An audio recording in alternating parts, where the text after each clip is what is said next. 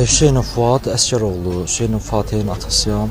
Hadisə bir neçə gün bundan qabaq baş verib. Mən işdəydim, evdən mənə xəbər elədilər ki, uşağın başında zədə var. Gəldim, tanış oldum, gördüm ki, uşağın başın orta hissəsində açıq yara var. Və müəlliməsi ilə əlaqə saxladıq. Müəlliməsi dedi ki, başqa bir uşaq karandaşla ona vurub, amma karandaş izi deyildi. Getdik, ailəmizlə birlikdə getdik, kursdan əvvəlcə kamera görüntülərini tələb elədik. Onlar kamera görüntüsü verməyə çəkindilər.